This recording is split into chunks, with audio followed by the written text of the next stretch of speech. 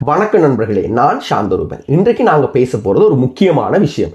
இப்போ Facebook, Instagram, TikTok, YouTube எதை திறந்தாலும் ஒரே மாதிரியான காட்சி தான்.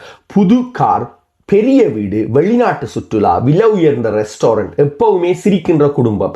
இதை பார்த்து இலங்கையில் இருக்கிற பல இளைஞர்கள் என்ன நினைக்கிறாங்கன்னு சொல்லி சொன்னால், வெளிநாடு போனால் வாழ்க்கை நல்லா செட் ஆகிடும். ஆனால் சமூக ஊடகங்களில் தெரிகிற வாழ்க்கை இருக்கு தானே, அது உண்மையான வாழ்க்கையான்னு சொல்லி கேட்டால் அதை பற்றி தான் நாங்கள் இன்றைக்கி பேச போகிறோம். நீங்கள் ஒரு குடும்பம் பீச்சில் சிரித்து கொண்டிருக்கிற ஒரு வீடியோவை பார்ப்பீங்க. ஆனால் அந்த குடும்பம் அதுக்கு முன்னாடி முழு வாரமும் 60 மணி நேரம் வேலை செய்திருக்கலாம். ஒரு நாள் விடுமுறைக்காக அவர்கள் அவ்வளவு கஷ்டப்பட்டிருக்காங்க என்று யாருக்கும் தெரியாது. கேமரா 2 நிமிஷம் சந்தோஷத்தை மட்டும்தான் காட்டும். அதுக்கு பின்னாடி இருக்கிற 2 வார சோர்வை அது காட்டாது. வெளிநாட்டில் சம்பாதிக்கலாம், சம்பளம் அதிகம்தான், அதில் எந்த சந்தேகமும் இல்லை. ஆனால் சம்பளம் அதிகம்னா செலவும் அதிகம். வீட்டு வாடகை, மின்சாரம், காப்பீடு, கார் செலவு, எரிபொருள், குழந்தைகள் பராமரிப்பு, வரி, இந்த எல்லாவற்றையும் கட்டின பிறகுதான் கையில் என்ன இருக்குது என்று தெரியும். சம்பளம் மட்டும் பார்த்து வாழ்க்கையை அளக்க முடியாது. அடுத்தது தனிமை. இது சமூக ஊடகங்களில் யாரும் காட்டாத விஷயம். வெளிநாட்டில் பலர் நல்ல சம்பளம் வாங்குறாங்க, ஆனால் அம்மா இல்லை, அப்பா இல்லை, உறவினர்கள் இல்லை. திருவிழா வந்தாலும் தனியாக தான், பிறந்த நாள் வந்தாலும் வேலைக்கு போகணும், அவசர நேரத்தில் உதவ யாரும் அருகில் இருக்க மாட்டாங்க. இந்த தனிமைக்கு சம்பளம் மருந்தாகாது.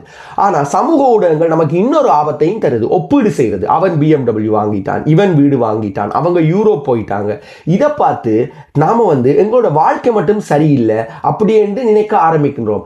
ஆனா அவரோட பேங்க் லோன் எங்களுக்கு தெரியாது, அவரோட மன அழுத்தம் எங்களுக்கு தெரியாது, அவரோட பிரச்சனை எங்களுக்கு தெரியாது.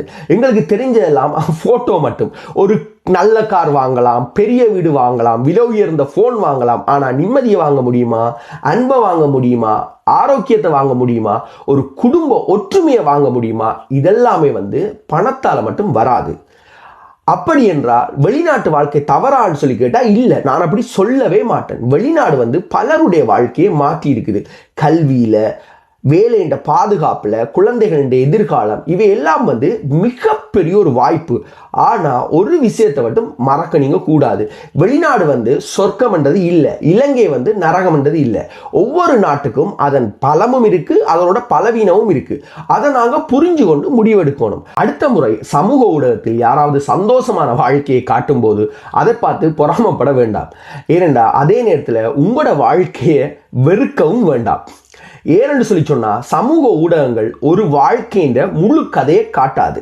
அது சில நிமிடங்களை மட்டும்தான் காட்டும். உண்மையான வாழ்க்கை கேமராவை ஆஃப் பண்ண பிறகுதான் ஆரம்பமாகும். உங்களிடம் ஒரு கேள்வி, பணம் வந்தால் வாழ்க்கை உண்மையிலே நல்லாயிடுமா? பல பேருக்கு அதுதான் நம்பிக்கை. காசு இருந்தால் எல்லா பிரச்சனையும் தீர்ந்துடும். ஆனால் அது உண்மையா? அல்லது பணத்தால் தீர்க்க முடியாத பிரச்சனைகள் தான் வாழ்க்கையில் அதிகமாக? அதை பற்றி தான் அடுத்த வீடியோவில் ஆழமாக பேச போகிறோம். நான் சாந்தரூபன். மறக்காமல் இந்த வீடியோவை கிளிக் பண்ணுங்கள். அங்கே சந்திப்போம்.